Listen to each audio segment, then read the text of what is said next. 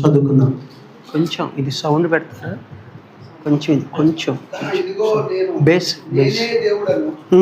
నేను తప్ప వేరొక దేవుడు లేడు.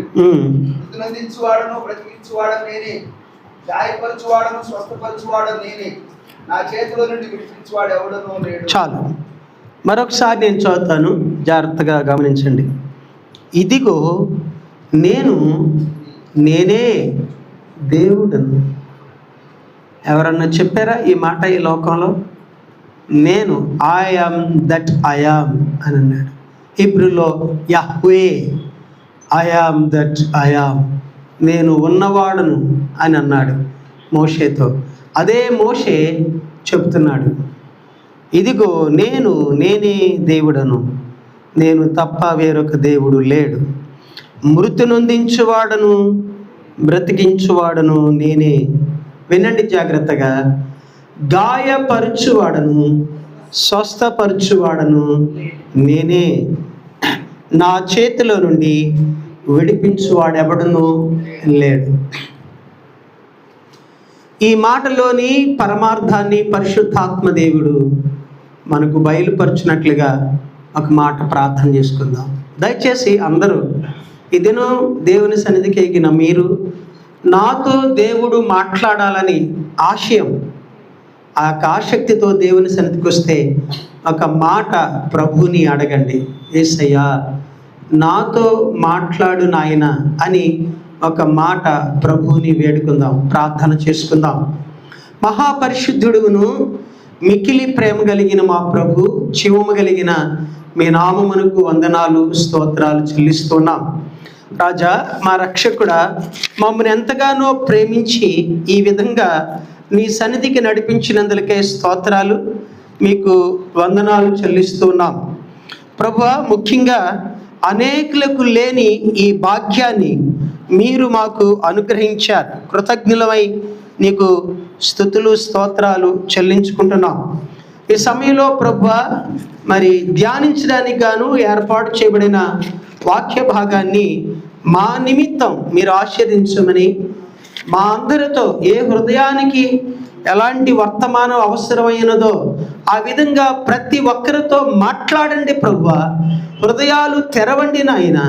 నీ బిడ్డలు ఎలాంటి హృదయ భారంతో నీ సన్నిధికి వచ్చిన్నారో వారి భారాలు వేదనలు తీర్చబడి నీ వాక్యం ద్వారా నెమ్మది సమాధానం దీవెన పొంది వెళ్ళేలాగున ఈ సమయంలో మీరు మాతో మాట్లాడమని యేసు నామమున అడుగుచున్నాం తండ్రి, ఆమేన్.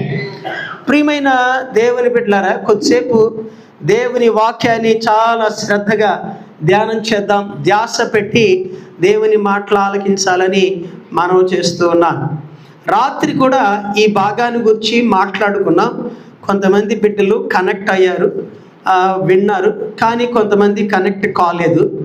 ఈరోజు దీన్ని యూట్యూబ్కి ఇవ్వాలని చూస్తే పగలు కుదరలేదు. అందువలన ఈ సమయంలో బిడ్డలందరూ కూడా వింటారనే ఉద్దేశం. ఎందుకంటే రాత్రి అన్నా నేను రేపు వీలైతే యూట్యూబ్కి ఇస్తానని, ఆ కారణం చేత ఈ సమయంలో ఇలాగూ మాట్లాడటం జరుగుతుంది.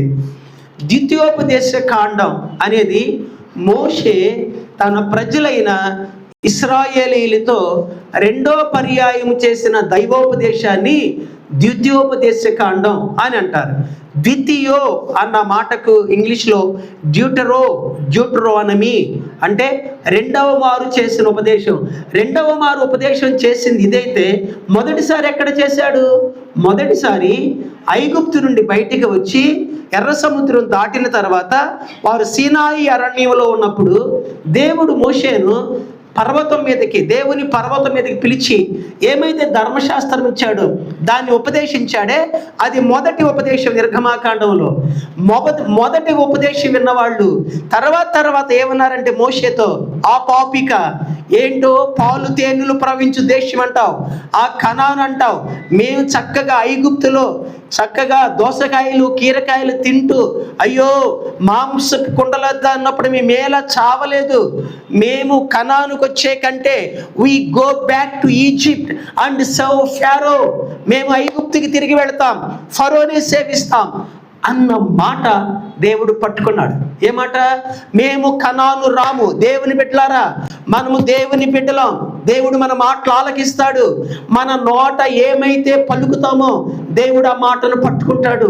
అందువలన మన మాటలు జాగ్రత్తగా ఉండాలి.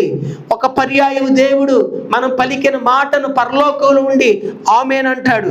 కానీ ఇక్కడ సాంస్క్రిట్ వాళ్ళు తదస్తు అని అంటారు, అంటే అలాగే జరుగునుగా. కానీ కనుక మనం మాట్లాడే మాటలు జాగ్రత్తగా ఉండాలి. వాళ్ళు ఏమన్నారు? ఇశ్రాయేల్ అంటే ఇశ్రాయేలీలు ఐగుప్తు నుండి బయటకు వచ్చిన వాళ్ళు 20 సంవత్సరాల కంటే పైబడిన వాళ్ళు, పెద్దలు, ఎల్డర్లీ పీపుల్ స్పోక్ దట్. పెద్దవాళ్ళు మాట్లాడారు, చిన్నవాళ్ళు 20 సంవత్సరాల నుంచి కింద వారు కౌంటబుల్ కాదు. మనకు ఎలాగున ఓటు హక్కుకు ఒక వయసు ఉందో అలాగే ఇశ్రాయేల్ దేశంలో 20 సంవత్సరాలు ఉంటేనే వాళ్ళు కౌంటబుల్, లెక్కలోనికి వస్తారు, ప్రజా సంఖ్యలోనికి వస్తారు. 20 సంవత్సరాల లోపు వాళ్ళు కాదు. ఆ 20 సంవత్సరాల కంటే పై వాళ్ళు లెక్క పెట్టారు. వాళ్ళు 6 లక్షల కాల్బలం అంటే వాళ్ళే. వీళ్ళందరూ ఏమన్నారంటే మోషే మీద తిరుగుబడి దేవునికి వ్యతిరేకంగా మాట్లాడారు. మేము కనానుకు రాము. ఎంత ప్రమాదకరమైన మాట! ఈ నోట వాళ్ళు ఏమైతే పలికారో దేవుడు దాన్ని పట్టుకున్నాడు. మేము కనానుకు రాము, అంతే. ఆ మాట కోసం ఆ ప్రజల్ని అదే సీనాయి అరణ్యంలో అక్కడక్కడే 39 రోజులు పట్టే ప్రయాణాన్ని దేవుడు 40 సంవత్సరాలు వాళ్ళు చచ్చిపోయే వరకు, మేము కనానుకు రాము అన్న మాట నెరవేరే వరకు, వాళ్ళు చచ్చిపోయే వరకు దేవుడు వాళ్ళు అక్కడి నుంచి కదపలేదు. వాళ్ళు చనిపోయిన తర్వాత ఆ జనరేషన్లో ఎవరు? కాలేబు, యెహోషువ తప్ప అందరూ చచ్చిపోయారు. వీళ్ళిద్దరే ఉన్నారు, కాలేబు, యెహోషువ ఏమో మోషే తర్వాత నాయకుడు అయ్యాడు. కాలేబేమో తన యొక్క నమ్మకత్వాన్ని బట్టి ఆశీర్వాదానికి పాత్రుడయ్యాడు. సరే, ఇప్పుడు మరి ఎవరితో చెప్తున్న వాళ్ళందరూ చచ్చిపోతే? ఉపదేశం పొందుకున్న వాళ్ళందరూ చనిపోయారు కదా. సెకండ్ టైం ఎవరితో ఈయన మాట్లాడుతున్నాడంటే ఆ పిల్లలు ఇప్పుడు పెద్దవాళ్ళు అయ్యారు కదా, వాళ్ళు మెచ్యూర్డ్ అయ్యారు కనుక మరలా దేవుని ధర్మశాస్త్రాన్ని రెండవ మారు ఆ ప్రజలకు మోషే ఉపదేశిస్తున్నాడు. ఈ ప్రజలకు చెప్తూ అంటున్నాడు, ఇదిగో నేనే దేవుడను, నేను తప్ప వేరొక దేవుడు లేడు. మృతి నొందించువాడను బ్రతికించువాడను నేనే, గాయపరచువాడను స్వస్థపరచువాడను నేనే. ఇది మన యొక్క ధ్యానాంశం. ఏంటి మన ధ్యానాంశం అంటే, why does God makes wounds? Why does God makes wounds? ప్రేమించే దేవుడు, కాపాడే దేవుడు, సహాయం చేసే దేవుడు, దీవించే దేవుడు, స్వస్థపరిచే దేవుడు, తోడుగుండే దేవుడు, మనం అడిగినవి అనుగ్రహించే దేవుడు, ఇంత మంచి దేవుడు ఈ మాట పలకటం ఏంటి? మీరందరూ ఈ సాయంకాలం ఈ ఆరాధనలో చాలా జాగ్రత్తగా ఈ మాటను ఆలోచించేయండి. ఇంత మంచి దేవుడు, కాపాడే దేవుడు, బాధలు వస్తే బాగు చేసే దేవుడు, స్వస్థపరిచే దేవుడు, అలాంటి దేవుడు ఎందుకు గాయపరుస్తాను అని అంటున్నాడు? గాయపరచువాడను నేనే అని అంటున్నాడు. నేను ఈ వచనం చదువుతున్నప్పుడు నాకు వచ్చిన ప్రశ్న ఏంటంటే, why does God make wounds in the spiritual life? మన ఆత్మీయ జీవితంలో దేవుని బిడ్డలంగా దేవుని నమ్ముకుని ఆయన సహాయం కొరకు, ఆయన మేలు కొరకు ఎంతో కొంత మనం ఆయన సేవిస్తూ, ఆయన సన్నిధికి వస్తూ ప్రార్థన చేసుకుంటూ అలా మనం ఆయన కొరకు జీవిస్తున్న పరిస్థితుల్లో నేను గాయపరుస్తాను అని అంటున్నాడు దేవుడు. ఎందుకు గాయపరచాలి? గాయపరచడానికి గల కారణాలు ఏంటి అని చూస్తే, ప్రియమైన దేవుని బిడ్డలారా, రాత్రి ఈ అంశానికి నేను ఇంట్రొడక్షన్ ఇచ్చాను. అది వివరంగా కాకుండా ఒక్కసారి జ్ఞాపకం చేసుకొని ముందుకు వెళదాం. అదేంటంటే, యోబు గ్రంథంలో కూడా చూస్తాం. 5వ అధ్యాయము 18వ వచనంలో, యోబు గ్రంథం 5:18లో చూస్తాము, ఆయన గాయపరిచి గాయమును కట్టును, ఆయన గాయము చేయును, ఆయన చేతులే స్వస్థపరచును. ఆయన గాయం చేస్తాడు, మరలా ఆయన చేతులే స్వస్థపరుస్తాడు. నేను రాత్రి కూడా జ్ఞాపకం చేశా, గతంలో జ్ఞాపకం చేశా, ఆయన గాయపరుస్తాడు, గాయాలు మానుతాడని చెప్పి. 6th క్లాస్ ఎగ్జామ్స్ అయిన తర్వాత వేసవి కాలం అయిపోతుంది, తొలకరి స్టార్ట్ అయింది, పొలాల్లోకి నీళ్ళు వస్తున్నాయి. కూచిపూడి ఆర్సిఎం చర్చ్ ఎక్కడైతే ఉందో అది మా పొలం. ఆ పొలంలోనికి గేదెలు తోలుకెళ్ళాం. మాది పెదపూడి కదా, ఒక దగ్గర అక్కడ కూచిపూడి పొలం దగ్గర తోలుకెళ్తే నీళ్ళు వస్తున్నాయి ఫ్రెష్గా, కాలువలో నుంచి నీళ్ళు వస్తున్నాయి. నీళ్ళు వస్తుంటే గేదెలు వదిలేసి నేను మా తమ్ముడు ఆ నీళ్ళల్లో ఆడుతున్నాం. మా నాన్న దూరం నుంచి పిలుస్తున్నాడు కానీ మాకు వినిపించట్లేదు. పిలిచి పిలిచి పిలిచి కోపం వచ్చి ఆయన ఏం చేశాడంటే మమ్మల్ని లాక్కెళ్ళి, ఆ రోజుల్లో పిచ్చ చెట్లు ఉండేవి, ఆకులు వెడల్పుగా ఉండేవి. ఆ పిచ్చ చెట్టు కోపంతో పీకేసరికి మొదలొచ్చేసింది. ఆ మొదలు పెట్టి కొట్టేసరికి నాకు ఇక్కడ బోన్ మీద తగిలి వెంటనే వాసిపోయింది. కొడుతున్నాడు అని చెప్పి మా అమ్మ దగ్గరికి వెళ్తే మా అమ్మ కొట్టింది. సహజంగా అమ్మ కొడితే నాన్న దగ్గరికి వెళ్తే నాన్న దాస్తాడు, నాన్న కొడితే అమ్మ దగ్గరికి వెళ్తే అమ్మ దాస్తుంది. మాది రిపీట్ అయ్యింది, ఇద్దరు కొట్టేశారు. అక్కడ మా చిన్న నాయనమ్మ ఉంది, బాగా చూసుకునేది. మా నాయనమ్మ మాకు తెలియదు కానీ మా చిన్న నాయనమ్మ దగ్గరకు వచ్చి దగ్గర తీసి ఏడ్చి మా నాన్న బాగా తిట్టింది. ఇంకా జ్వరం వచ్చేసింది, నాకు జ్వరం వచ్చేసింది. 2-3 రోజుల్లో నేను 7th క్లాస్ బుక్స్ కోసం వెళ్ళాలి. ఈ టైంలో జ్వరం పడిపోయాను. ఆయన కోపంతో కొట్టాడు కానీ నా ఇంకే చూసుకుంటున్నాడు, ఈ చెయ్యి చూస్తున్నాడు. ఇంకేంటో అదేదో నాకు తెలియదు, ఒక ఆకు తీసుకొచ్చి దాన్ని నలిపి ఆకేసి తడిబట్టతో మరలా కట్టాడు. కొట్టింది ఎవరు? ఆయన ఏం చేశాడు? మరలా వాక్యం చెప్తుంది, ఆయన గాయపరిచి గాయమును కట్టును, ఆయన గాయము చేయును, ఆయన చేతులే స్వస్థపరచును. అంటే మా నాన్న కొట్టింది నా మీద ద్వేషంతోనా, కోపంతోనా, కక్షతోనా, నేను చచ్చిపోవాలనా, నేనంటే ఇష్టం లేదా? కాదు. దేని కొరకంటే నా మేలు కొరకే ఆయన అలాగూ గాయపరిచినట్లుగా చూస్తాం. ఇదే మాట ద్వితీయోపదేశకాండం 8వ అధ్యాయం 5-6 వచనాలు మనం చూసినట్లయితే, ద్వితీయోపదేశకాండం 8వ అధ్యాయం 5-6 వచనాలు.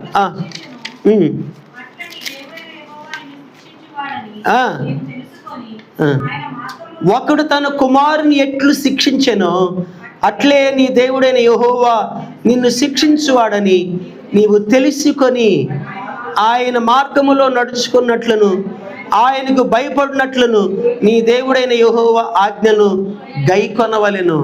ఆయనకు భయపడాలని, ఆయనకు లోపడాలని ఆయన మనల్ని శిక్షిస్తూ ఉంటాడు. తండ్రి మాత్రమే కాదు, ప్రేమించే స్నేహితుడు కూడా. చక్కని మాట సామెతల గ్రంథంలో ఉంది. 27వ అధ్యాయం 6వ వచనములో, సామెతల గ్రంథం 27వ అధ్యాయం 6వ వచనములో, మేలు కోరి స్నేహితుడు గాయములు. మేలు కోరి, అయ్యో నా స్నేహితుడు పాడైపోతాడు, నా స్నేహితుడు తప్పుదారికి వెళ్తున్నాడు, నా స్నేహితుడు వాడితో గొడవకి వెళ్తున్నాడు, వాడు వచ్చి చంపేస్తారు అని ఏం చేస్తాడంటే, గొడవ పడకుండా వెళ్లకుండా ఈ స్నేహితుడు ఏం చేస్తాడంటే ఆ తోటి స్నేహితుని గాయపరుస్తాడు, కొడతాడు, అవసరమైతే కింద పడేస్తాడు. ఎందుకనంటే మేలు కోరి స్నేహితుడు గాయములు చేయును. ఇదే సామెతల గ్రంథంలో చూస్తాం. 3వ అధ్యాయం 11వ వచనంలో, సామెతల గ్రంథం 3వ అధ్యాయం 11వ వచనం, నా కుమారుడా యెహోవా శిక్షను తృణీకరింపక.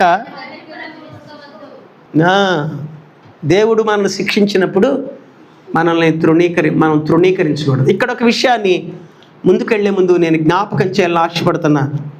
ఇవాళ మన క్రైస్తవ సమాజం ఏమి నేర్చుకున్నారంటే, దేవుని దగ్గర ఎదురు చూసేది ఏంటంటే, నేను దేవుణ్ణి నమ్ముకున్నాను కదా, మామూలు ఏంటి, మా పక్కింటి వాళ్ళు అయితే అన్ని పూజలే చేస్తుంటే అసలు యేసు ప్రభు దగ్గర రావట్లా, నేను కానీ వస్తున్నా, నేను కానీ ఆయన ఉద్ధరిస్తున్నా అన్నట్లు ఎంతో లోపల బిల్డప్ అనమాట.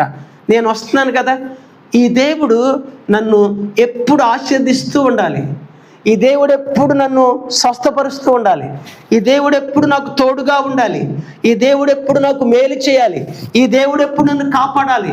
ఇది ప్రస్తుతం క్రైస్తవ సమాజంలో ఉన్న ఎక్సెప్టేషన్. ఎదురు చూసేది, ఆశించేది ఏంటంటే దేవుడు నాకు ఇలాగన మేలు చేయాలి. కానీ ఈ దినాల్లో దేవుడు నేను ఏ స్థితిలో ఉన్నానో, నా పరిస్థితులు ఎలా ఉన్నాయో, నా ఆత్మీయ స్థితిగతులు ఎలా ఉన్నాయో, ఆయన నన్ను సరిచేయాలి, ఆయన నన్ను గద్దించాలి, ఆయన నన్ను హెచ్చరించాలి, అవసరమైతే ఆయనను శిక్షించాలి, నేను ఆయనకు లోబడాలి, నా మార్గాలు సరి చేసుకోవాలి. అని భావించే విశ్వాసులు తక్కువైపోయారు. గద్దింపు, హెచ్చరికలు, లేకపోతే దేవుడి శిక్ష ఇష్టపడట్లా. అలాగూ శిక్ష పెట్టితే ఏం జరుగుతున్నారంటే అవకాతవక విశ్వాసం, ఉన్నది అంతంత మాత్రాన భక్తి దేవుని మీద. అమ్మో దేవుడు మంచోడు, ఆయన దగ్గరికి వెళ్ళగా నాకు తగ్గిపోయింది, ఆయన దగ్గరికి వెళ్ళిన తర్వాత పాకెట్ ఫిల్ అవటం మొదలైంది. ఇలాగ ఎదురు చూసేవాళ్ళు ఏదన్నా చిన్న కష్టం, శ్రమ, బాధ రాగానే లాభం లేదు, ఈ దేవుని దగ్గరకు వస్తే నాకేదో ఒదుగుద్ది అనుకున్నా, నాకేదో మేలు జరుగుద్ది అనుకున్నా, నాకేదో ఊడిపడద్దు అనుకున్నా, నేనేదో తెల్లరపాటికి కళ్ళు మూసి కళ్ళు తెరిచేసరికి నేను ఒక పెద్దవాడిని, లేదా నా ఉన్న గుడిసే ఒక మేడ అయిపోద్ది అనుకున్నా. ఇది ఈ దినాల్లో దేవుడు ఎవరు, ఆయన నీ కొరకు ఏం చేశాడు, ఆయన దగ్గరకు రావటం వల్ల నీ స్థితి ఎలాగూ మారింది, ఆయనను అంగీకరించడం వల్ల, నీ పాపాలు ఒప్పుకోవటం వల్ల, రక్షణ పొందటం వల్ల నీకు ఎలాంటి ఆధిక్యత దొరికింది అనేది గ్రహించట్లా. నేను గతంలో నశించిపోయేవాడను, నశించిపోయే దాన్ని ప్రభువుని అంగీకరించడం వల్ల ఆయన బిడ్డగా చేర్చబడ్డాను, ఆయన నా కొరకు పరలోక రాజ్యాన్ని సిద్ధపరుస్తున్నాడు, ఆయన నా తండ్రి, నేను ఆయన కుమారుడు కుమార్తెననే భావన లేదు దినాల్లో. ఎంతవరకు కూడా లోక సంబంధులు ఎలాగున ఇహ సంబంధమైన ఆలోచనలతో నాకు ఏం కలుగుతుంది, నేనేం పొందుకుంటున్నా, నేను ఎలాగున్నా, సుఖ సౌఖ్యాలు అనుభవిస్తున్నానా లేదా, ఈ దేవుని దగ్గరకు రావటం వల్ల నాకు గతంలో కంటే ఇంకా మెరిట్ లైఫ్ నేను అనుభవిస్తున్నా, ఇదే ఆలోచన, పర సంబంధమైన ఆలోచన ఉన్నట్ల. మనం జీవము కలిగిన దేవుని కలిగి ఉన్నాం, ఈ లోకంలో యాత్రికులు, బాటసారులు కనుక మన నివాసం పరలోక రాజ్యం. దేవుడు మనల్ని తీసుకెళ్ళి అక్కడికి వెళ్ళే వరకు కూడా ఇది సిద్ధపాటు, మన సమస్త క్రియలు ఎదుర్కోవాలి అనే ఆలోచన లేదు. ఎంతవరకు కూడా ప్రైమరీ టీచింగ్, ప్రైమరీ అంటే పిల్లలు స్కూల్కి వెళ్ళేటప్పుడు ఈ అంతే, ఏ బి సి డి, అరే అలా కదరా బాబు, ఏ ఫర్ యాపిల్, అబ్బో అంతవరకు వద్దు, అంటే అమ్మ, అమ్మో నేను పలకలేను, ఒళ్ళు బద్ధకం, నేను మాటలు రావు, నాకు ఇవన్నీ నేర్చుకోలేను, కొంచెం కొంచెం అక్షరాలు మాత్రమే, దాన్నే ప్రైమరీ టీచింగ్ అంటే. విశ్వాసం, దేవుడు ప్రేమ, కాపాడుతాడు, తోడుగా ఉంటాడు, స్వస్థపరుస్తాడు, సహాయం చేస్తాడు, మేలు చేస్తాడు, ఇంతవరకే. కానీ ఆధ్యాత్మిక జీవితంలో అభివృద్ధి చెందడానికి ఇష్టపడట్లేదు. ఇలాంటి పరిస్థితుల్లోనే మనల్ని పరీక్షించడానికి, మనల్ని మెరుగుపరచడానికి దేవుడు ఈ makes wounds in our spiritual life. అది ఎందుకు దేవుడు గాయపరుస్తాడంటే దీని కొరకే. ఈ సమయంలో నాకున్న ఈ కొద్ది సమయంలో నేను 3 కారణాలను చూపించి ముగిస్తాను. మనం ఆయన్ని కావాలని, ఆయన నమ్ముకొని ఆయన దగ్గరకు వస్తున్నప్పుడు ఆయన మనల్ని గాయపరచటం ఏంటి, ఆ కారణాలని మనం జ్ఞాపకం చేసుకుని ఈ ధ్యానాన్ని ముగించుకుందాం. శ్రద్ధగా ప్రతి ఒక్కరూ కూడా ఈ మాటలు ఆలకించాలి. ఏదో ఈ పూట వాక్య విని వెళ్ళిపోవటం కాదు, ముందున్న ఆధ్యాత్మిక జీవితం మంచిగా కట్టబడటానికి ఈ అంశం మంచిగా దోహదపడదని నేను భావిస్తున్నాను. కాబట్టి మీరందరూ శ్రద్ధగా ఈ మాటలు ఆలకించాలని ప్రభు పేరట కోరుతూ ఉన్నాను. కనుక ప్రియమైన దేవుని బిడ్డలారా, ఎందుకు దేవుడు మన యొక్క ఆత్మీయ జీవితాల్లో గాయాలు కలుగ చేస్తా. నేను గాయం అనగానే మీరందరం లేనిపోయింది ఇక్కడ రేపు ఆదివారం నుంచి రావటం కష్టమేమో, ఏదో దేవుడు మేలు చేస్తాడని వస్తే ఈయనేంటి గాయాలంటే ఏదన్నా కత్తి తీసుకుని పొడుస్తాడనో, లేకపోతే మారణాయుధాలతో ఆయన గాయపరుస్తాడని కాదు నేనేది. ఆత్మీయ జీవితంలో గాయము అన్న మాటకు అర్థం ఏంటంటే శ్రమలు, బాధలు, కష్టాలు, హింసలు, ఇబ్బందులు అని అర్థం. అవి ఎవరైనా ఉన్నారా దేవుని సన్నిధికి వస్తూ ప్రభు నమ్ముకుని కూడా అలాగూ కష్టాలు, బాధలు పడిన వాళ్ళు ఎవరైనా ఉన్నారా?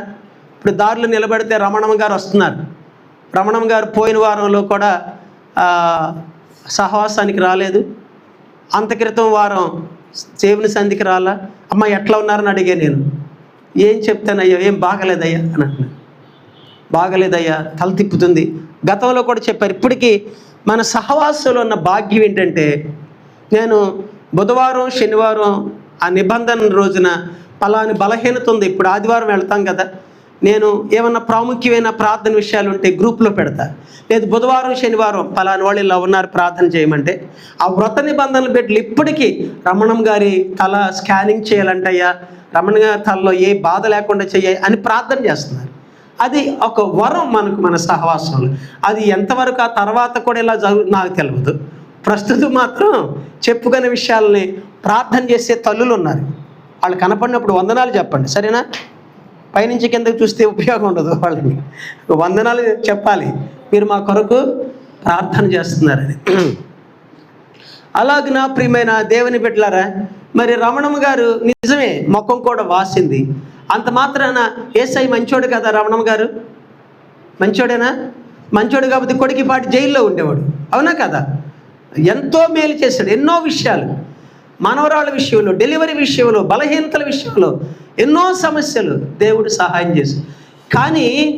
కానీ కొన్ని పర్యాయాలు బలహీనతలు అనేవి మన మంచి కొరకే జరుగుతాయి. వివాహం కాకృతం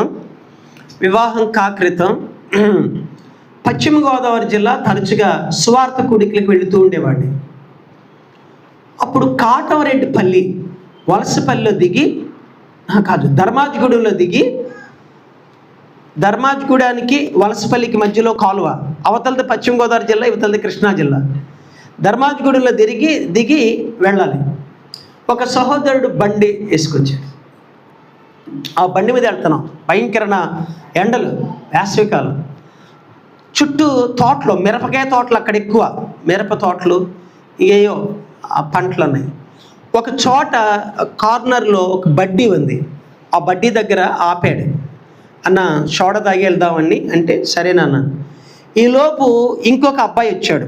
బాగా అబ్బాయి సైకిల్ తొక్కుంటూ వచ్చాడు, చెమటలు పట్టేసి తలకి టవల్ చుట్టాడు, కొంచెం బరువుగా ఉన్నాడు. సైకిల్ తొక్కుంటూ వచ్చేసరికి బాగా దాహం వేస్తుందేమో, సోడా కొట్టమన్నాడు.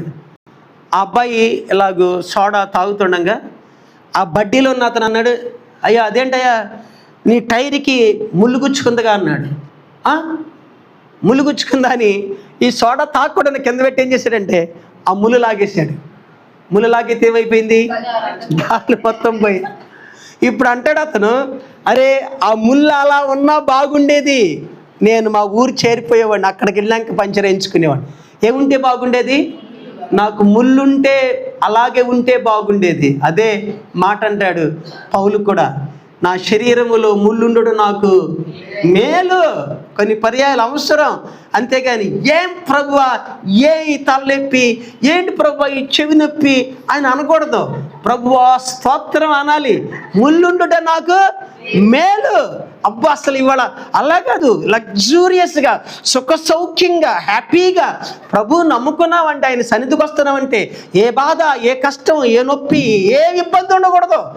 ఆయన మన కొరకు ఏం చేశాడో, మన పట్ల ఆయన కొన్ని ఉద్దేశం ఏంటో అవన్నీ ఉండవు మనకు. ఈ లోకంలో ఎంతకాలం ఉంటామో, మన గమ్యం ఏంటో, మనం దేని కొరకు మర్చిపోతాం. ఈ లోకంలో యాత్రికులు, బాటసార్లు అని గుర్తుండదు. ఇదే స్టాండర్డ్ లైఫ్. కాబట్టి అన్నీ ఇక్కడ మనం సెటిల్ చేసుకోవాలి. ఏది కొదువు కాకూడదు, ఏది నష్టం రాకూడదు. అయ్యో మనం వెళ్ళిపోతాం అనేది అది ఉంటే పర్వాలేదు. యాత్రికులం, బాటసార్లు, నొప్పి వస్తుంది తగ్గిపోద్ది, ప్రభు దగ్గరికి వెళ్తే హ్యాపీగా ఉంటాం అనేది అనిపిస్తుంది. అది ఉండనప్పుడు ఇదే. కాబట్టి ప్రియమైన దేవుని బిడ్డలారా, ఆత్మీయ జీవితంలో గాయం అని అన్నారంటే ఏదో ఆయుధం పట్టుకుని పడవడం కాదు. తెలియని రీతిగా మనకు శ్రమలు, కష్టాలు, బాధలు సంభవిస్తాయి. దాని గురించి మనం ఏమీ కలవరపడవలసిన లేదు. కానీ ఎందుకు సంభవిస్తాయి 3 కారణాలు చూపించి ఈ ధ్యానాన్ని ముగించాలని ఆశపడుతున్నాం. God makes wounds for our good or benefit. దేవుడు మన జీవితంలో గాయాలు దేని కొరకంటే మన మంచి కొరకు లేదా మనకు మేలు కొరకు ఆయన గాయములు చేస్తాడు అని వాక్యం చెబుతుంది. ప్రియమైన దేవుని బిడ్డలారా, ఆదికాండంలో ఆదాము అవ్వలను మనం చూస్తాం. ఆదాము అవ్వలు అంటే దేవునికి చాలా ఇష్టం. ఎందుకో తెలుసా ఇష్టం అన్నానంటే, ఆకాశాన్ని, భూమిని, సముద్రాన్ని, అందులో ఉన్న వాటన్నిటినీ మాట మాత్రం సెలవిచ్చి కలుగు చేశాడు. వీళ్ళని మాత్రం ఏం చేశాడు, స్వహస్తముతో. God made man in his own image. చాలా బాగుంటుంది ఆ మాట. ఎలాగంట, తన పోలికలో తన స్వరూపమందు సృష్టించాడు. అసలు ఆ క్రియేషన్, దేవుడు మానవుని సృజించిన విధానం అనేది అద్భుతం, అమోఘం. ఎందుకనంటే దేవుడు మానవునికి అంత ప్రాధాన్యత. మానవుడంటే దేవునికి అంత ఇష్టం, అంత ప్రేమ. తన పోలికలు అనగానే దేవునికి 2 కళ్ళు, 2 చెవులు, 1 ముక్కు అలా కాదు. God made man in his spiritual image. ఎలాగూ ఆయన పరిశుద్ధుడో అలాగూ చేశాడు. God made man in his mental image. దేవుడు ఎలాగూ జ్ఞానం కలవాడో, తెలివైన వాడో అలాగూ చేశాడు. అంతేకాని don't think in physical image, భౌతికమైన రూపంలో సృష్టించాడన్న మాట మాత్రం అనుకోదు. Why? Because God has no image, God has no formation. దేవునికి ఏ రూపం లేదు, ఆయన ఆత్మస్వరూపి, ఆయన మహోన్నతుడు. అయితే మనల్ని చాలా జ్ఞానం కలవారుగా, పరిశుద్ధులుగా ఆయన సృష్టించాడు. కానీ ఏదైనా తోటలో జరిగిన పాపాన్ని బట్టి మనం దాన్ని కోల్పోయాం. ప్రభు అయిన యేసుక్రీస్తు ద్వారా మరలా తిరిగి ఆ పోలికను మనం పొందుకొని పరిపూర్ణమైన తర్వాత ప్రభువు దగ్గరకు వెళ్ళిపోతాం. మనకున్న ఈ డ్యూరేషన్ ఏదో కాలం గడపడానికి కాదు, చాలా ప్రాధాన్యత ఉంది. మనం సిద్ధపడటానికి దేవుడు ఇచ్చాడు. అలాగూ దేవుడు ఆదామును అంతగా ప్రేమించి తన చేతులతో సృజించి ఏదైనా తోటలో పెట్టి దీంట్లో ఉన్న వృక్ష ఫలాలన్నీ తినొచ్చు, కానీ మంచి చెడ్డలు తెలియవచ్చు వృక్ష ఫలాన్ని మాత్రం తినవద్దని 2వ అధ్యాయం ఆదికాండం 15-16 వచనాల్లో ప్రభు మాట్లాడాడు. 2వ అధ్యాయం ఆదికాండం 15-16 వచనాలు. నరుని తీసుకొని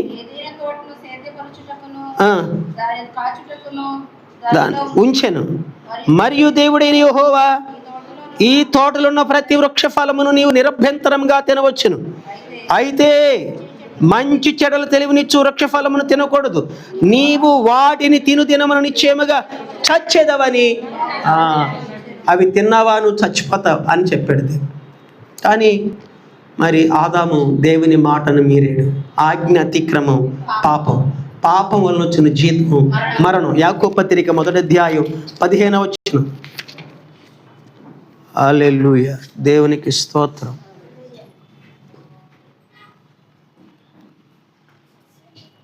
యాకోబు పత్రిక 1వ అధ్యాయం 15-16 వచనాలు ఎవరైనా చదివి సహాయం చేయండి.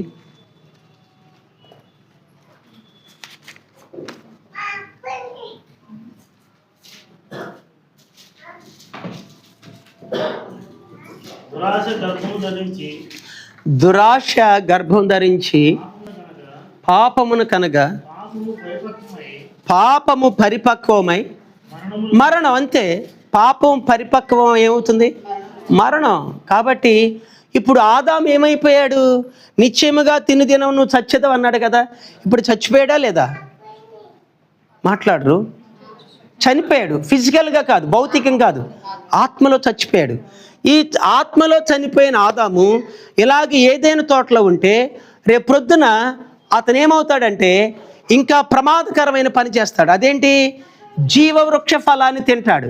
ఇప్పుడు మరణించిన, శారీరకంగా చచ్చిపోయిన ఈ ఆదాము జీవవృక్ష ఫలాన్ని తిన్నాడు అనుకోండి, జీవితాంతరం పాపాత్ముడిగా జీవిస్తాడు. దేవుడు ప్రేమించి ఏం చేశాడంటే ఇప్పుడు 3వ అధ్యాయం 23వ వచనం చూడండి. ఆదికాండం 3వ అధ్యాయం 23వ వచనం. దేవుడైన యెహోవా అతడు ఏ నేల నుండి తీయబడెనో దాన్ని సేద్యపరచుటకు ఏదైనా తోటల నుండి అతన్ని పంపివేసెను. పంపివేశాను. ఇంకా కష్టంగా ఉండదు మాట. 24వ వచనంలో, అప్పుడు ఆయన ఆదామును వెళ్ళగొట్టి ఏదైనా తోటకు తూర్పు దిక్కున కెరూబులను జీవవృక్షమునకు పో మార్గమును కాచుటకు ఇటు అటు తిరుగుతున్న 23వ వచనం చివరిలో పంపివేసి ఏమనుంది. 24వ వచనం ప్రారంభంలో వెళ్ళగొట్టి. ఈ మాట నాకు చిన్నప్పుడు సండే స్కూల్కి వెళ్ళేటప్పుడు మా సండే స్కూల్ టీచరు ఈ ఆదాము అవ్వ కథలు చెప్పేటప్పుడు దేవుడు ఆదామును వెళ్ళగొట్టాడు. అయ్యో అదేంటి దేవుడు అలా చేశాడు? ఆయన కోరుకుని చేతులతో సృష్టించాడు కదా, ఏదో ఆదాం తెలియక తిన్నాడు అనుకో, ఇలాగ పంపివేశాడేంటి అని అనుకునేవాడిని. He send him away from garden of Eden, పంపించేశాడు. అయితే ప్రేమ లేక ప్రేమించే పంపించాడు. ఎందుకనంటే అలాగూ పంపకపోతే మరలా జీవవృక్ష ఫలాన్ని తిని నిత్యము పాపాత్ముడిగా జీవించాల్సిందే. మరణం ఉండదు. ఇక మానవుని జీవితంలో మరణం ఉండదు. ఈ మరణాన్ని ప్రవేశింప చేయటానికి, ఇతనిలోని పాపాన్ని నుండి వేరు చేయటానికి, శరీరాన్ని ఆత్మను వేరు చేయటానికి దేవుడు ఆదామును ఏదెను తోట నుండి పంపివేసినట్లుగా మనం చూస్తున్నాం. కాబట్టి ఈ మాట చూడండి, హెబ్రీయులకు రాసిన పత్రిక 12వ అధ్యాయము 5-6 వచనాలు. హెబ్రీయులకు రాసిన పత్రిక 12వ అధ్యాయము 5-6 వచనాలు చదువుకుందాం. నా కుమారుడా, ప్రభువు చేయు శిక్షను తృణీకరించకము, ఆయనను గద్దించినప్పుడు విసుకకము. ప్రభువు తాను ప్రేమించు అని శిక్షించి తాను స్వీకరించు ప్రతి కుమారుని దండించును. నీ జీవితంలో శిక్ష కలిగినప్పుడు, నీ జీవితంలో శ్రమ కలిగినప్పుడు, నీ జీవితంలో బాధ కలిగినప్పుడు, ఏదో నష్టాన్ని కలిగింది, దేవుడు నీకు సహాయం చేయట్లేదు, దేవుడిని విడిచిపెట్టాడని భావించకూడదు. మేలు కోరే దేవుడు శ్రమను కలుగు చేస్తాడని ఈ విషయం ద్వారా మనం నేర్చుకోవలసిన వారంగా ఉన్నాం. దేవుడు ప్రేమించే దేవుడు మేలు కోరి ఆదాము అవ్వలను ఏదెను తోట నుండి బయటికి పంపివేశాడు, కానీ లేకపోతే ఆయనకి ఇష్టం లేకో కష్టం కలిగి అలాగూ చేయలేదు. అలాగూ నా ప్రియమైన దేవుని బిడ్డలారా, మన ఆత్మీయ జీవితంలో దేవుడు ఎందుకు గాయపరుస్తాడంటే, రెండవదిగా చూస్తే God makes wounds for our blessings. Hallelujah. మన ఆశీర్వాదం కొరకు దేవుడు మనల్ని గాయపరుస్తాడంట. దేని కొరకు? ఆశీర్వాదం కొరకు ఆయన మనల్ని గాయపరుస్తాడు. సరే, ఆయన మనల్ని ఆశీర్వదించదలిస్తే ఆశీర్వించవచ్చు కదా, గాయపరచడం దేనికి? లేదు ప్రియ సహోదరి సహోదరుడా, కొన్ని పర్యాయాలు మన జీవితంలో ఆశీర్వాదం, సరైన ఆశీర్వాదం, స్థిరమైన ఆశీర్వాదం, మన స్థితి కంటే మిన్న అయిన ఆశీర్వాదం పొందుకోవడానికి గాయం అవసరం, గాయపరచబడటం అవసరం. You should be wounded for standard blessing. శాశ్వతమైన స్థిరమైన ఆశీర్వాదం కొరకు గాయపరచబడటం అవసరమే. నాకు అది కుదరదు, నేనేమాత్రం, నాకు అసలు ఇంజెక్షన్ చేయటం అంటే కష్టం, ఏ గాయం పెడితే నేను ఎందుకు ఊరుకుంటాను, అవసరమైతే ఆశీర్వాదాన్ని నా వదులుకుంటా, కానీ గాయం నాకొద్దు అని అంటే ప్రభు శిక్షను తునీకరించకమని చదువుకొని ఇప్పుడే చాలామంది అదే కోణంలో ఆత్మీయ జీవితంలో బతుకుదల ఉండదు. వాక్యం నేర్చుకుంటే, దేవుని ఎక్కువగా తెలుసుకుంటే అన్నిటికీ సిద్ధపడతారు, కానీ వాక్యం తెలియనప్పుడు నేను అలాగవుద్ది అనుకున్నా, ఇలాగ జరిగింది ఏంటి, నేను అది కోరుకున్నా, నాకు ఇది కలుగుతుంది ఏంటి అని అనుకుంటారు. ప్రియమైన దేవుని బిడ్డలారా, ఈ కారణం చేత ఇక్కడ మనకు ఒక హీరో కనిపిస్తాడు. ఆయన మామూలు వ్యక్తి కాదు. ఆయన అబ్రహాముకి మనవడు, ఇస్సాకుకి కొడుకు, పేరు యాకోబు. బలి చెప్పేశారు మీరు, ఆయనతో పరిచయాలు ఎక్కువ అనుకుంటారు కదా. యాకోబు ఆయన కాన్సెప్ట్ వల్ల ఏంటంటే తెల్లారేపాటికి ఆశీర్వించబడాలి, కళ్ళు మూసి కళ్ళు తెరిచేసరికి ఆశీర్వాదం, గొర్రెల మందలు, ఒంటెలు, ఎద్దులు, ఆవులు విస్తారంగా ఉండాలి. దానికోసం ఎన్నో ట్రిక్కులు వేసాడు. అన్నను మోసం చేశాడు, తల్లి ప్రేరేపణతో నాన్నను మోసగించాడు. ఇక ఇలా లాభం లేదని చెప్పి మేనమామ దగ్గరికి పారిపోతే 1కి 2, 2కు 4 అయినాయి. అక్కడ పిల్లలు పుట్టారు, అలాగే ఆస్తి పెరిగింది. 20 సంవత్సరాలు అతని యొక్క దుందుడుకు జీవితాన్ని బట్టి మేనమామకి 20 సంవత్సరాలు ఊడిగం చేశాడు యాకోబు, ఊడిగం చేశాడు. సరే, ఆ ఊడిగం ఎందుకు? ఆయనకి రాహేల్ అంటే ఇష్టం. ఏంటి, మా అమ్మాయి కావాలా? సరే నీకు ఇస్తాలే, ఒక 7 సంవత్సరాలు నాకు ఊడిగం చేయమంటే చేశాడు. ఆ రోజు ఏం చేశాడు, పెళ్ళంటే మనకి పగలు లేకపోతే అట్టహాసంగా స్టేజ్ గట్టి కాకుండా అమ్మాయిని అబ్బాయి దగ్గరికి పంపటం, లేయని పంపించాడు. తెల్లారి అడిగాడు, మామ ఇదేంటంటే మా దేశం ఆచారం అన్నాడు.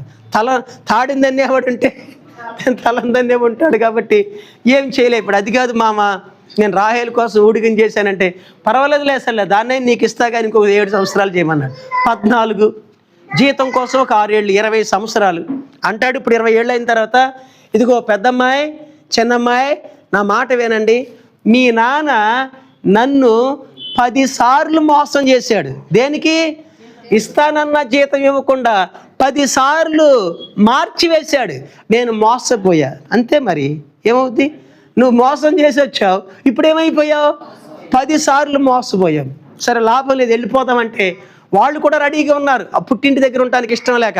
మనూరోళ్ళ కాదనుకుంటా. మనూరోళ్ళు ఏమో ఇక్కడి నుంచి అక్కడ ఎప్పుడు జంప్ అవుదామని చూస్తారు.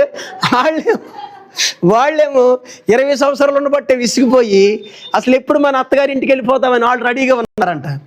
సరే బయలుదేరాడు కానీ దారేంటి ఆలోచన ఏంటి? మా అన్నయ్య 20 సంవత్సరాల క్రితం కత్తి తీశాడు, ఆ కత్తి లోపల పెట్టాడో ఇంకా బయటే ఉంది నూరుతున్నాడో తెలియదు. నేను వెళ్ళగాని మెడకెట్లా అంటే లెగిసిపోద్దేమో, ఏదైనా ఆస్తి కోసం ఏదో అభివృద్ధి చెందాలి నేను ఎన్నో పై ఎత్తులేసాను. కానీ అలా కాదు, దేవుడు నన్ను ఆస్వాదించాలని ఉన్నవన్నీ విడిచి ఎబ్బోకు రేవు దాటించి హీ వాజ్ లెఫ్ట్ అలో. నాకు ఇష్టమైన పాట ఏంటంటే, అతడు ఒంటరిగా మిగిలిపోయిన ఎక్కడ? పెనుయేలు దగ్గర ఒంటరిగా మిగిలిపోయి అంటున్నాడు. ఇక మేనమామ, లేయ, రాహేలు, పిల్లలు, గొర్రెలు, సారలు, మచ్చలు ఇదేమి లేదు. దేవుడు దేవా నాయన నన్ను ఆశీర్దించు అంటున్నాడు. ఆ దేవుడు ఎలాంటి దేవుడు అంటే, ఎంత మోసగాడైనా, ఎంత హానిపరుడైనా, ఎంత కీడు చేసేవాడైనా దేవా నాయన అంటే ఆయనకి అస్సలు ఎంతో ఇష్టం. వెంటనే దిగొచ్చేసాడు. అదేంటి పాస్టర్ గారు అక్కడ ప్రభు దూతగా అని అంటారేమో, ఇల్లీగల్గా మనం మాట్లాడుకుంటాం. ప్రభు దూత అంటే ప్రభువే వస్తే ఆయన పట్టుకున్నాడంట. పట్టుకుంటే వీళ్ళిద్దరు ఆట చూడండి. నేను డే లైట్ వస్తుంది నేను వెళ్ళిపోవాలంటాడంట దేవుడు. నన్ను ఆశీర్దిస్తేనే నేను వదులుతానంటాడంట. అదేంటండి, ఈయన వదిలించుకోడా? ఆయన వెళ్ళలేడా? ఏమి లేదు, ఆట. డబ్ల్యూడబ్ల్యూ ఆటలు మీరు చూస్తారా?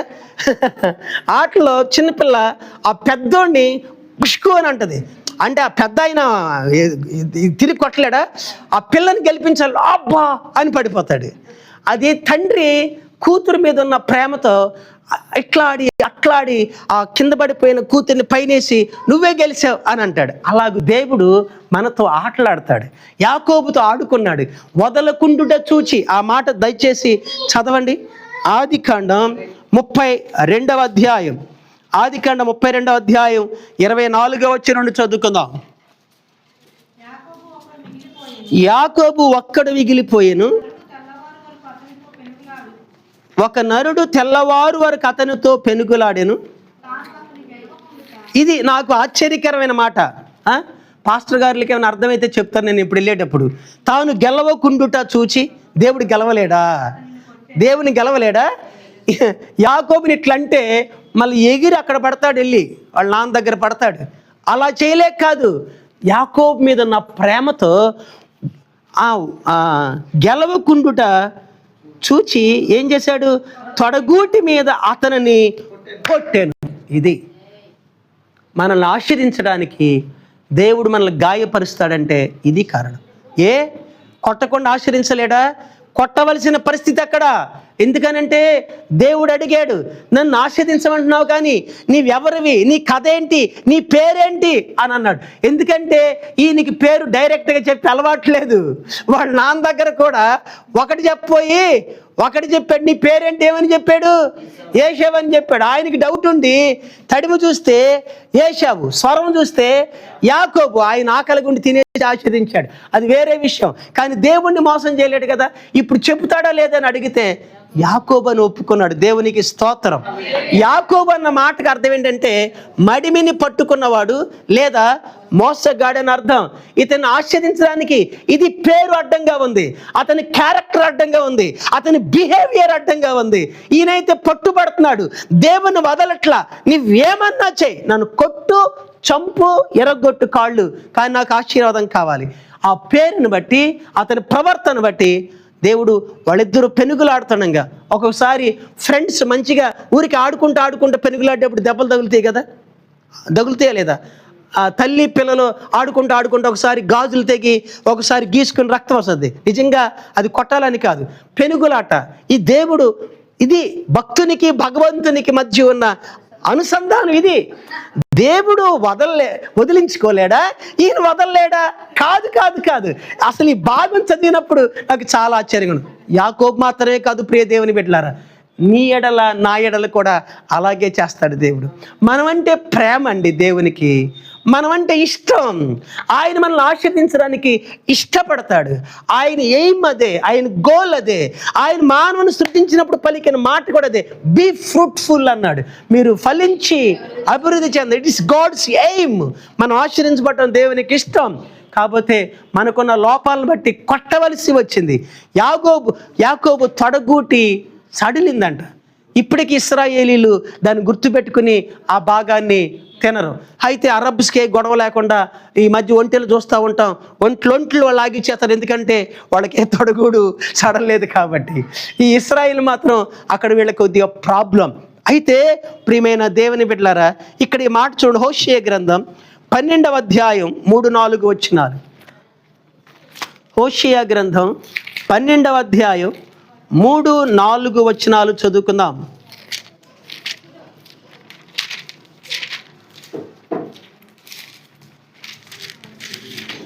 తీసిన వాళ్ళు చదవండి సార్, బిగ్గరగా కొంచెం.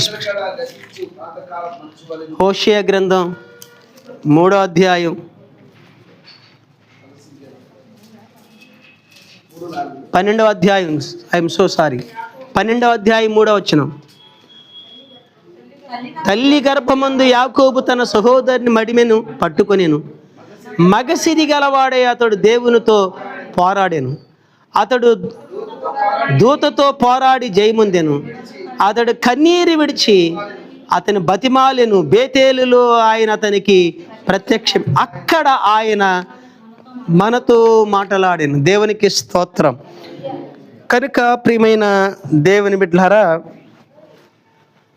ఈ యాకోబు అనుభవాన్ని చూచినప్పుడు కొన్ని పర్యాయాలు దేవుడు మనల్ని ఆశీర్వదించడానికే ఆయన మనల్ని గాయపరుస్తాడన్న మాట ఈ వాక్యానికి అనుబంధంగా సామెతల గ్రంథం 20వ అధ్యాయం 30వ వచనానికి కూడా మనం చూస్తాం. సామెతల గ్రంథం 20వ అధ్యాయం 30వ వచనాన్ని చదువుకుందాం. గాయములు చేయు దెబ్బలు అంతరంగములో చొచ్చి చెడుతనమును తొలగించును. గాయము చేయు దెబ్బలు అంతరంగములో చొచ్చి. ఆ కుర్రాడు స్కూల్లో చదువుకునేటప్పుడు కామెర్లు వచ్చినాయి. కామెర్లు వస్తే ఈ చేతి మీద కాల్చుకొని వచ్చాడు. ఎందుకు కాల్చుకొని వచ్చావంటే, నాకు వచ్చిన బలహీనత ఇలాగ కాల్చినప్పుడు తగ్గిపోతా అన్నాడు. అంటే ఈ వాక్యం మనకి ఏం చెప్తుందంటే, గాయములు చేయు దెబ్బలు అంతరంగములో చొచ్చి చెడుతనమును తొలగించును. అవును, కొన్ని పర్యాయాలు గాయపరచటం వలన మన అంతరంగంలో, మన హృదయంలో ఉన్న చెడుగు తొలగిపోతుంది, దేవునికి ఇష్టలుగా మారడానికి కారణమవుతుంది. ఈ కారణం చేత ఎందుకు దేవుడు గాయపరుస్తాడన్న మాటకు సమాధానం ఏం చూసుకున్నామంటే, ఒకటి మన మేలు కోరి మన మంచి కొరకు దేవుడు గాయపరుస్తాడు. రెండవది మనల్ని ఆశీర్వదించడానికి ఆయన గాయపరుస్తాడు. చివరిగా మూడవదిగా God makes wounds for his glory. Hallelujah. తన నామాన్ని మహింపరచుకోవడానికి దేవుడు గాయపరుస్తాడంట. అది ఎలాగూ? తన నామాన్ని మహింపరచుకోవడానికి ఒక పర్యాయం యేసయ్య శిష్యులు వెళుతుండగా దారిలో బ్లైండ్ బెగ్గర్ కూర్చున్నాడు, గుడ్డి భిక్షకుడు కూర్చున్నాడు. ఇప్పుడు శిష్యులు అంటారు, ప్రభువా, వీడు గుడ్డివాడుగా పుట్టడానికి గల కారణం ఎవరు? వీని తల్లిదండ్రులు చేసిన పాపం వీని గుడ్డివానిగా పుట్టించిందా? మన దేశంలో ఈ యెరూషలేము కూడా ఆసియా కాబట్టి మనకు కూడా అదే మూఢనమ్మకాలు. ఏదో నష్టం, ఏదో కష్టం జరిగితే పాపమే కారణం, అన్నిటికీ కాదు. దీన్ని వేదాంత విద్యలో ది డాక్ట్రిన్ ఆఫ్ కర్మ అని ఉంటుంది, ఒక పెద్ద సబ్జెక్ట్, కర్మ సిద్ధాంతం. మనం దేవుని బిడ్డలు ఆ కర్మ సిద్ధాంతాన్ని నమ్మకూడదు. తలరాత దేవుడు రాసి పెట్టాడు. ఏం చేద్దాం? నా రాత, నా కర్మ. ప్రార్థన చేసుకునే వాళ్ళు కూడా ఉండి గౌపుకని అనేస్తారు, నా కర్మ అయితే ఇంకా దేవుడు ఎందుకు? కర్మ అంటే ఏంటంటే, దేవుడు ఏమి నిర్ణయించాడో అదే నీ జీవితంలో జరుగుద్ది. అదే జరిగినప్పుడు భక్తి ఎందుకు? పూజలు ఎందుకు? ప్రార్థన ఎందుకు? ఏది నిర్ణయించాడు అదే జరుగుద్దిగా. ఇంకా నీవు చేసిన ప్రార్థనకు ఉపయోగం ఏంటి? అర్థమవుతుందా లేదా మీకు? కాదు. ఒక ఇన్సిడెంట్ చెప్తే వినం. ఒక ఆయన, ఒక బాటసారి నడుచుకుంటూ వెళ్తున్నాడు. ఆ రోజుల్లో బళ్ళే వాహనాలు, కాళ్ళకి చెప్పులు లేవు, వేసవికాలం, పైగా జుట్టు కూడా ఎక్కువగా లేదు, జుట్టు కాలుతుంది, తలకాలం మండిపోతుంది, కాళ్ళు కాలుతున్నాయి. ఈ లోపల ఒక పురోహితుడు చక్కగా మధ్యాహ్నం భోంచేసి పప్పు నెయ్యితో శుభ్రంగా ఆయన తేపుకుంటూ బండేసుకుని బయలుదేరాడు. ఈ లోపల బాటసారి నడుచుకుంటూ వెళ్తుంటే, అయ్యా అయ్యా అయ్యా పురోహితుల వారు, నేను చాలా బాధపడుతుంది, నన్ను కూడా ఎక్కించుకుని ఊరిలో దింపండి అన్నాడు.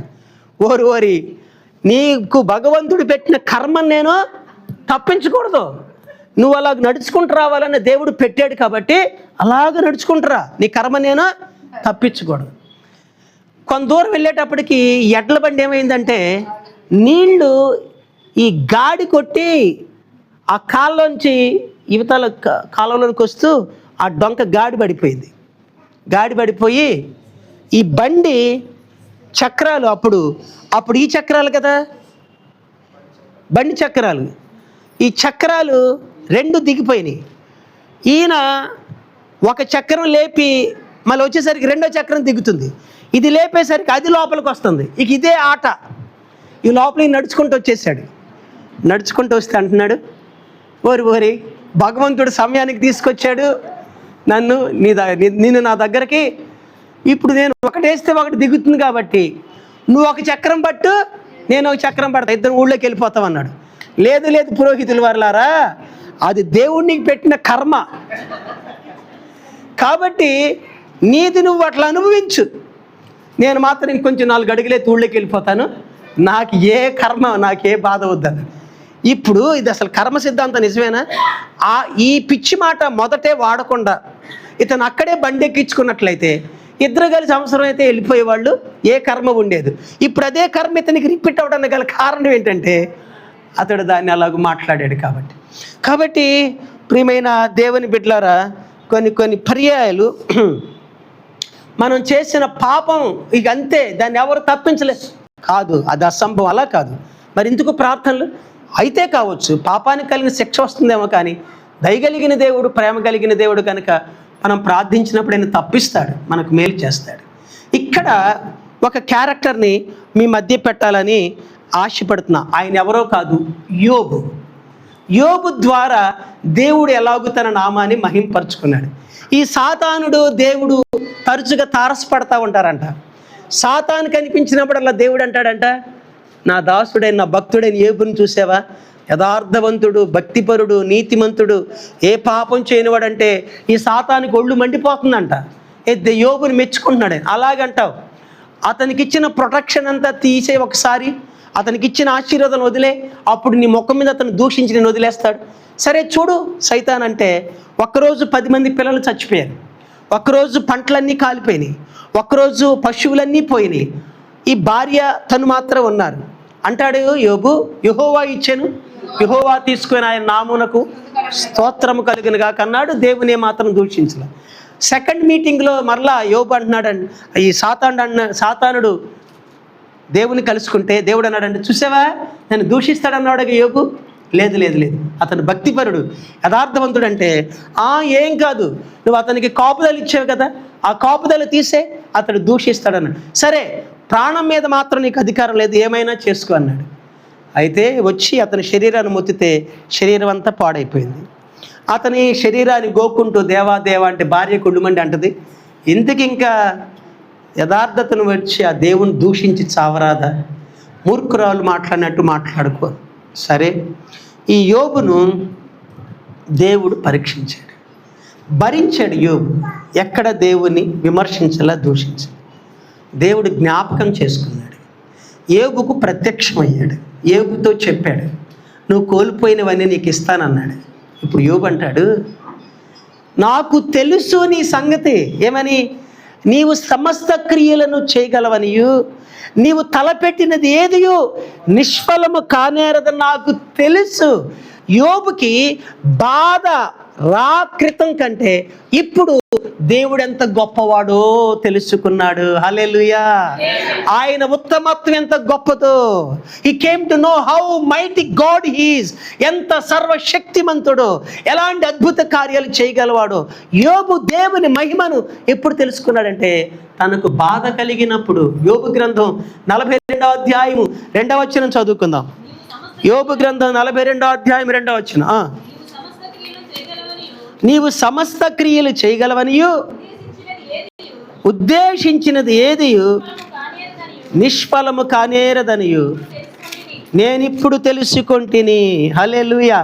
ఆయన తెలుసుకున్నానన్నాడే, అదే దేవుని మహిమను తెలుసుకోవటం, అదే దేవుడు తన నామాన్ని మహిమపరుచుకోవటం. అలాగే నా ప్రియమైన దేవుని బిడ్డలారా, దేవుడు మాట్లాడాడు, ఆ తర్వాత స్నేహితులతో మాట్లాడాడు, మీరు వెళ్ళి ఆయనతో ప్రార్థన చేయించుకోండి, ఆయనప్పుడు ప్రార్థన ఆలకించి నేను మీ పాపాలు క్షమిస్తా, యోబుని స్వస్థపరుస్తాడు. 10వ వచనం చదవండి, అదే సేమ్ చాప్టర్ 10th verse. మరియు యోబు తన స్నేహితుల నిమిత్తము ప్రార్థన చేసినప్పుడు యెహోవా అతని క్షేమస్థితిని మరలా అతనికి దయచేసాను, మరియు యోబునకు పూర్వము కలిగిన దానికంటే 2 అంతల అధికముగా యెహోవా అతనికి దయచేసాను. అన్ని double portion of the blessings. అన్నీ అన్నానంటే, అన్నీ అంటే వెళ్ళిపోయిన భార్య మరలా తిరిగి వచ్చింది, ఒక్క భార్య అని. 10 మంది పిల్లలు చచ్చిపోయారు కదా, 20 పిల్లల్ని ఇవ్వాల, ఆ 10 మంది పిల్లల్ని. కానీ అన్ని 500 ఎద్దులు అయితే 1000 ఎద్దులు, 1000 గొర్రెలు అయితే మరలా 2000 గొర్రెలు, అన్నీ డబల్ హెచ్చించాడు, ఆశ్చర్యించాడు. చుట్టుప్రక్క ప్రాంతాలందరూ కూడా యోబు జనరేషన్లో ఉన్నవాళ్ళు, అయ్యో దేవుడు ఎంత గొప్పవాడు అని ఆయన హెచ్చించువాడును తగ్గించువాడును ఆయనే అని చెప్పి ఆయన కొనియాడారు. అందుకని దేవుని వాక్యం చెప్తుంది, గాయపరచువాడును నేనే, స్వస్థపరచువాడు నేనే, మృతునందించువాడు నేనే, బ్రతికించువాడు నేనే అని. కనుక దాని అర్థం ఏంటంటే, నాకు అసాధ్యమైనది ఏదీ లేదు. కాబట్టి ప్రియమైన దేవుని బిడ్డలారా, నేను ఎందుకు ఈ మాటని జ్ఞాపకం చేస్తున్నానంటే, మన విశ్వాస జీవితంలో కేవలం సుఖ సౌఖ్యాలు మాత్రమే కోరుకుని యాత్రను కొనసాగించాలంటే మనం ఫెయిల్ అయిపోతాం. కానీ దేవునికి అప్పగించుకొని ఆయన బలిష్టమైన చేతి కింద అణిగి ఉన్నప్పుడు, మన జీవితంలో సమయం వచ్చినప్పుడు ఆయన మనల్ని హెచ్చిస్తాడు. ఏమనుంది?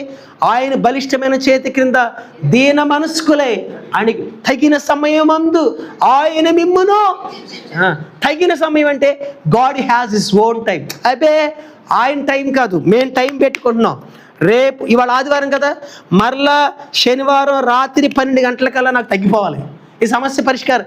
మనం సమయం పెట్టుకుంటున్నాం, తప్పు అలా కాదు. దేవుని సమయానికి మనం అప్పగించుకోవాలి. తగిన సమయమందు ఆయన మిమ్మల్ని హెచ్చించినట్లు బలిష్టమైన చేతి కింద దీన మనస్కులే. నేను ముగింపులో నేను ఒక మాట చూపిస్తాను, మంచి మాట. ఈ క్లైమాక్స్ ఇది, ఈ చెప్పుకున్న వాక్య ధ్యానం అంతటికి. జకరియా గ్రంథం 3వ అధ్యాయం 6వ వచనం. జకరియా గ్రంథం 3వ అధ్యాయం 6వ వచనం చదువుకుందాం.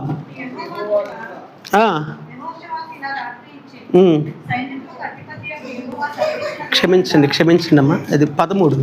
జకరియా గ్రంథం 13వ అధ్యాయము 6వ వచనం. నీ చేతులకు గాయములేమని వారు అడగగా వాడు, ఇవి నన్ను ప్రేమించిన వారి ఇంట నేనుండగా నాకు కలిగిన గాయములని చెప్పాను. మనల్ని ప్రేమించినప్పుడు మనల్ని దేవుడు గాయపరుస్తాడు. తండ్రి ప్రేమించి గాయపరుస్తాడు కదా. పూర్వం తల్లిదండ్రులు గాయపరిచేవాళ్ళు, స్కూల్లో టీచర్స్ గాయపరిచేవాళ్ళు. ఇప్పుడు గాయపరిస్తే ఊరుకోవట్లేదండి. దెబ్బ కాదు, మాట అన్నాడంట, లాగి గుండెలో గుద్దితే టీచరు బోర్ని ఏడుస్తున్నాడు. చూశారు వీడియో? మీరు ఎందుకు చూడరులే, నాకంటే బాగా తెలుసుకుని ఉంటారు. కానీ ఇప్పుడు పిల్లలే టీచర్స్ని కొడుతున్నారంట. ఏనా అట్లా కొట్టొచ్చా? మీరేమన్నా లేదు కదా, చాలా తప్పు. నేనేమంటానంటే, ఒక స్టూడెంట్ టీచర్ని కొట్టాడంటే అది అతను పెరిగిన వాతావరణం,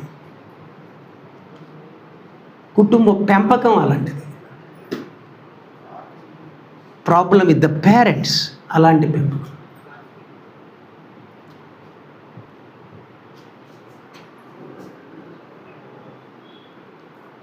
మా అమ్మాయి ప్రతి స్కూల్లో కంప్లైంటే, స్కూలు ఆ వ్యాన్లో కూడా కంప్లైంటే. ఆయాకి ఎప్పుడు గొడవలు, ఆయా తిడద్దని డ్రైవర్ పిలుచుకొని పక్కన కూర్చోబెట్టుకునేవాడు, మాటలు చెప్తూ ఉండేవాడు గోసాలు వచ్చే వరకు. ఒకరోజు ఆయా తిట్టిందంట, నువ్వు వచ్చి ఆయాని తిడతావా లేదా, లేకపోతే నేను స్కూల్కి వెళ్ళనంది. సరే పదమ్మా అని చెప్పి జనవరి 2వ తారీఖు పదమ్మ అని చెప్పి 4 యాపిల్ పళ్ళు పట్టుకుని వ్యాన్ దగ్గరకు వచ్చి ఆయాకిచ్చి హ్యాపీ న్యూ ఇయర్ సిస్టర్ అన్న. సాయంకాలం గేటు దగ్గర బ్యాగ్ వదిలేసింది. నిన్ను వచ్చి ఆయని తిట్టమంటే నువ్వు హ్యాపీ న్యూ ఇయర్ చెప్పాడు. అదే తిట్టడం అమ్మా, అదే తిట్టడం. నిన్ను అంద కదా, మళ్ళీ అనకుండా నేను హ్యాపీ న్యూ ఇయర్ ఫ్రూట్స్ ఇచ్చాను కదా, నేను ప్రేమిస్తుందిరా, రేపొద్దునేమందో ఏం డాడీ నువ్వు అసలు మంచి డాడీవి కాదు, తిడతావు అనుకున్నా నేను ఆయాని. అలా తిడితే టీచర్స్ని ఆయాల్ని మన పిల్లలు పాడైపోతారు. ఈవేళ అలాగే చెప్పట్లా. మా పిల్లలంటే ఊరుకోం, అవసరమైతే ఫీజు ఎంత కావాలంటే కడతాం, కానీ పిల్లలంటే ఊరుకోం. కానీ ఇక్కడ మంచి మాట, నీకెందుకు గాయాలైనవి అంటే నీ చేతులకు గాయములేమని వారు అడగగా వాడు ఇవి నన్ను ప్రేమించిన వారి ఇంట నేను ఉండగా నాకు కలిగిన గాయములని చెప్పను. అవును, ఎవరు ప్రేమించేది? మన దేవుడు, మన ప్రభు మనల్ని ప్రేమించి మనల్ని గాయపరుస్తాడు మన మేలు కొరకే. కాబట్టి లోపట్టు నేర్చుకోవాలి, దిద్దుకోవడం నేర్చుకోవాలి, సరి చేసుకోవడం నేర్చుకోవాలి. దేవుని సన్నిధిలో పశ్చాత్తాపడితే ఆయన మెరుగైన మార్గంలో మనల్ని నడిపిస్తాడు. అది మనకు ఆశీర్వాదం. కానీ ప్రియమైన దేవుని బిడ్డలారా, ఆయన నేను గాయపరచకూడదు, నాకేం శ్రమ రాకూడదు, బాధ రాకూడదు, నేను ఇట్లా ఉండగా నన్ను ఆశ్రదించాలంటే అది భ్రమ. ఆ విషయాలు, ఆ మనస్సును మార్చుకోవాలి, దేవునికి లోపరుచుకోవాలి. ఆయన నడిపింపుగా అప్పగించుకున్నప్పుడు ఆయన ఆశ్రదించి అభివృద్ధి పరుస్తాడు. అట్టి కృప మెండుగా దేవుడు మనకు దయచేయునుగాక. ఆమేన్. ప్రార్థన చేసుకుందాం. చిన్న మాట ప్రభుని వేడుకుందాం. విన్న మాటలను బట్టి ఈ వాక్యం నా హృదయంలో ఫలింపు చేయనాయన అని ప్రార్థన చేసుకుందాం. ప్రభువుని వేడుకుందాం, ఆయన సన్నిధిని మనవ చేసుకుందాం. యేసయ్యా నీకు వందనాలు నాయనా, యేసయ్యా నీకు స్తోత్రాలు నాయనా, నీకు స్తుతులు నాయనా, స్తోత్రములు నాయనా. ప్రభువా మా దేవా